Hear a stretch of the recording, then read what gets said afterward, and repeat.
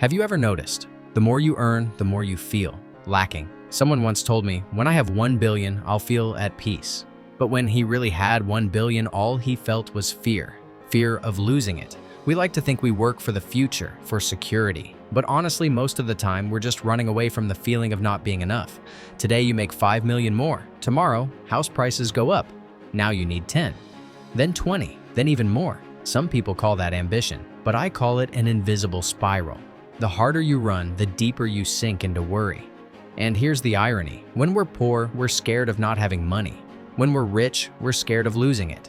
No matter where we are, fear still wins. But what if enough isn't a number? What if it's just how we see money? In this video, I want to share how I learned to escape greed, not by giving up money, but by understanding the connection between money and life energy. Part 1. The invisible greed, the one disguised as future plans. Greed isn't loud. It's not as crude as you think. It doesn't show up at a casino or in the eyes of a thief. It's much more subtle and even more dangerous. It wears the mask of planning for the future, dresses up as responsibility, and whispers in a convincing voice, just a little more. It's not enough yet. When you hear that, it sounds reasonable. You're working hard, you're being responsible, you're doing the right thing. But right at that moment, greed has already stepped in, quietly, legally, and even welcomed. I used to think I was someone who knew self-control. I didn't waste money, didn't chase luxury brands, didn't depend on anyone. Every month, I tracked my spending, set savings goals, invested for the long term. I called it smart financial planning. But slowly, that plan became a fancy cage. I checked my savings account every day. When the number went up, I felt happy, but only for a few seconds. Then that voice came back. If inflation is 4% this year, will this still be enough? If I invest somewhere else, would it earn more? What if I get sick, lose my job, or there's another global crisis? The more I calculated, the more uneasy I felt. The more I saved, the more I feared losing. And that's when I realized, greed isn't always about wanting more. Sometimes it's just fear of losing what we already have. Many people think greed only exists in those obsessed with money. But really, it lives in all of us, just in different forms. Some call it motivation. Some call it ambition. Some call it taking care of the family. All of that is true. But if you look deeper, the root is the same. Fear of not having enough. We fear falling behind. We fear being looked down on. We fear not having enough to raise our kids, to retire, to feel safe. We fear that if we stop now, someone else will overtake us. And that fear, over time, grows into something that looks like ambition, but is actually just anxiety in disguise. I once had a friend who worked in finance. He made more than 200 million a month. He said, "I'll quit when I have 10 billion. 3 years later, he actually had 10 billion, but he didn't quit. I asked him why. He just laughed and said, "Now I need 20 to feel safer." I didn't say anything, because I knew that safer will never be enough. Greed doesn't say, "Get 10 more billion." It just whispers, "What if you lose everything tomorrow?" And so we keep going. The scariest thing about greed isn't that it makes us want more, it's that it makes us forget why we started. We don't work out of passion anymore. We work out of fear of falling behind. We don't save for security anymore. We save to prove we're not stupid. We don't invest to grow. We invest to feel like we're winning some game, and the longer we play, the more we forget. This was never a game. If you're listening to this video, take a few seconds. Ask yourself, what am I really earning money for? If tomorrow I never have to worry about money again, what would I do? Most of us don't have an answer, because for a long time, we haven't lived for what we want. We've lived to avoid what we fear. And greed is so good at pretending to be your friend. It says, "I'm helping you prepare for the future." It says, "I'm helping you stay independent." It says, "Without me, you'll fail." It makes you feel calm when you're busy and guilty when you rest. It makes you keep working even when you're exhausted, afraid that if you stop, everything will fall apart. But you know what? The future doesn't need a burnt-out version of you. It needs someone awake enough to look back and breathe. We save, buy houses, invest, plan for retirement, but rarely ask, how much is enough? Because deep down, we're not chasing money, we're chasing peace of mind. But peace can't be bought with money. That's what invisible greed really is. It's not evil, but it takes the place of peace. It doesn't destroy you, but it keeps you from ever stopping to enjoy life. And if you're not careful, you'll spend your whole life preparing for happiness and never actually touch it. Greed doesn't disappear when we have more. It disappears only when we look straight at it and say, "Thanks, but today, I'm enough." I truly understood this when I read an old book. The author wrote, "Money is what we trade our life energy for." That line cut deep, and from that moment, I started to see money, not as numbers, but as time, energy, and every breath of my own life. Part 2. Awareness. Money is life energy. Before this, I always thought money was just a tool, a result, a way to measure ability. I never realized money is actually our lifetime, turned into numbers. Every morning, we wake up, spend 8 hours at work, 3 hours commuting, and a few more trying to recover from work stress. At the end of the day, almost no minute truly belongs to us. We're not just selling our time, we're selling our life energy, every heartbeat, every second of focus, every moment of peace. And when the month ends and we see our paycheck, we don't see it as a trade, we see it as something we earned. But if we look deeper, we'll realize money never comes for free. It carries the cost of sleepless nights, rushed meals, and those moments when your kid calls and you say, "Mom or Dad is busy right now." I once asked a friend, if you could choose between 1 million more or 1 hour of freedom every day, which would you pick? He laughed and said, "Of course, 1 million. Then I asked, "What if you get 10 million, but lose 10 hours of sleep?" He went silent. We all say we want financial freedom, but most of the time, we only think about the financial part, not the freedom. We work until we're drained, spend money to fix that exhaustion, then work more to pay for the things we bought because we were exhausted. A perfect loop. When I started seeing money as life energy, everything changed. I began asking myself, how many hours of my life is this worth? A fancy coffee, 1 hour of work. A new phone, 60 hours. A 5-day vacation, 100 hours. When I saw things in hours, I finally saw something I'd never noticed before. Every spending decision is a way of choosing how to live. If something doesn't give me energy, doesn't help me grow, or doesn't bring me peace, then honestly, it's too expensive. Not because of the price tag, but because it costs me life I can never get back. I once did the math. If I work until 10 hours a day, I'll spend over 90,000 hours of my life working. 90,000 hours, not to live, but to earn money so I can live later. But when is later? And am I even sure I'll still have the health or time to enjoy that later? That question hit me hard, because I realized most people don't die from being poor. They die on the way chasing wealth.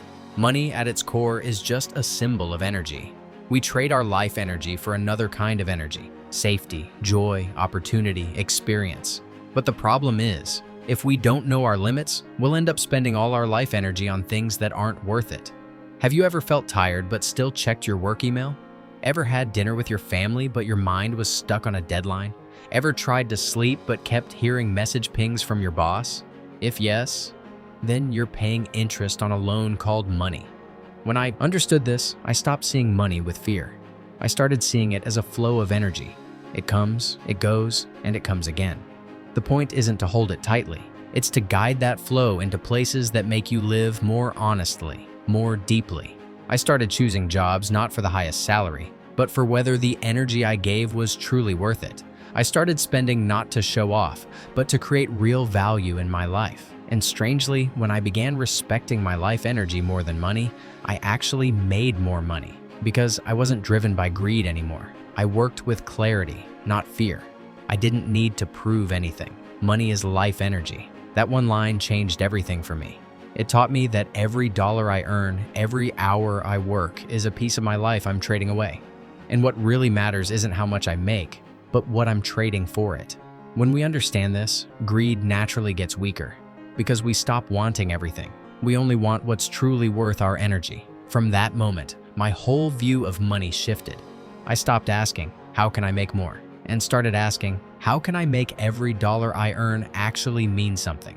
That was the first step to breaking free from the chains of greed. And it's also where the real journey to freedom begins. After realizing that money is life energy, I knew I had to relearn how to use it.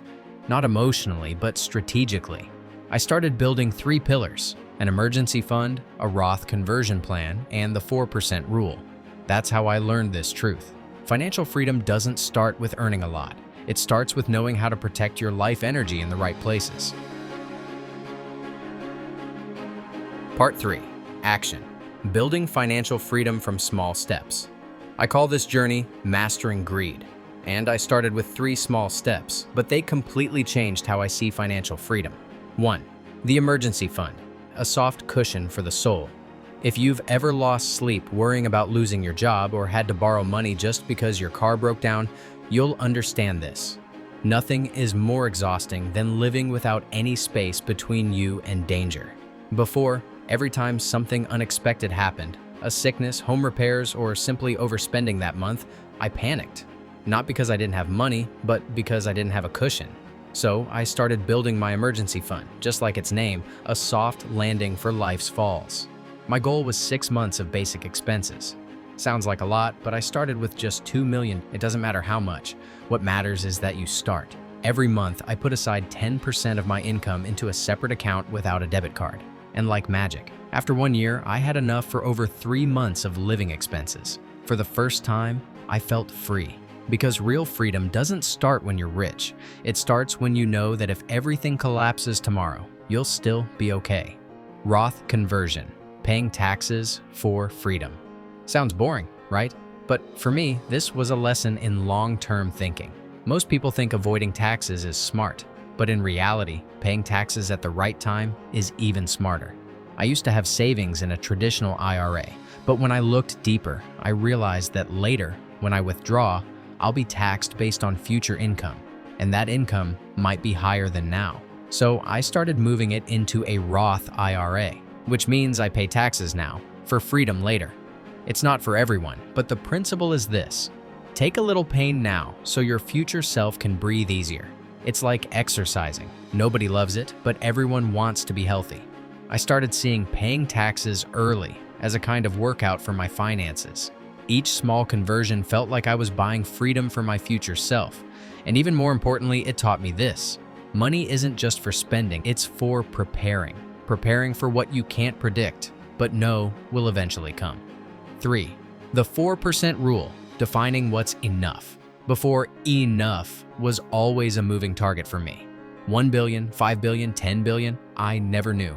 Because every time I reached one goal, I wanted more. Then I learned about the 4% rule, a simple but powerful idea.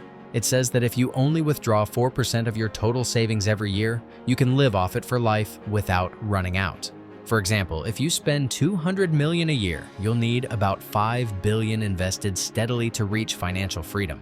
Sounds far, but for the first time, I could define what enough actually means. And even more important, my enough isn't the same as yours. Everyone's different. For one person, freedom might be $1 million. For another, it might just be being able to take weekends off, have dinner with their kids, and not worry about the electricity bill. I learned that freedom doesn't live in your bank account. It lives in knowing your limits. Because when you don't know what enough means, you'll always live like you're lacking, no matter how much you have. 4. The biggest mistake, all or nothing. You don't need to change everything overnight. Just start building small systems, a side income, an automatic investment, a skill that can earn you extra. Those things build control.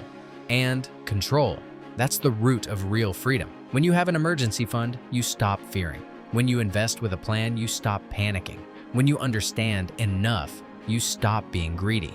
These aren't just financial skills, they're mental armor. They protect you from the temptations of our age. Because in this era of AI and endless information, greed doesn't just live in your wallet. It lives in every click, every ad, every get-rich-fast promise. And if you don't build your own system, you'll end up trapped in someone else's. The day I finished building my first financial framework, I didn't feel richer. I felt lighter. No more fear of losing my job, no more checking my balance every day. And when I bought something, I knew exactly what it was. Not money being taken, but life energy I chose to give. Freedom doesn't come from how much money you have. It comes from feeling safe enough to live true to your values. The emergency fund, for the present. Roth, for the future. The 4% rule, for peace of mind. 3 small things, but together, they don't just protect your finances. They heal your relationship with money. After building a financial foundation, I started facing my biggest enemy. Not the market, not taxes, but myself. because financial freedom can't exist if we don't master our own greed. So how do we tell the difference between healthy ambition and toxic greed? In the next part, I'll share the story of two kinds of greed and how to turn one of them into your true driving force in life. Part 4. Mastering greed, the quietest battle of all. Financial freedom doesn't start with money. It starts with a peaceful mind that can say, "That's enough." And to reach that point, you have to face your biggest enemy, yourself. I used to think greed was bad, but really, greed has two sides. Healthy greed is when you want more because you want to grow. You want to learn, do better, live deeper. It comes from gratitude and the belief that you can become a better version of yourself. Toxic greed, on the other hand, comes from fear. Fear of losing, fear of being left behind, fear of not having enough. And the more afraid you are, the faster you run, without even knowing where you're going. I used to be like that. Every time I achieved something, I felt empty.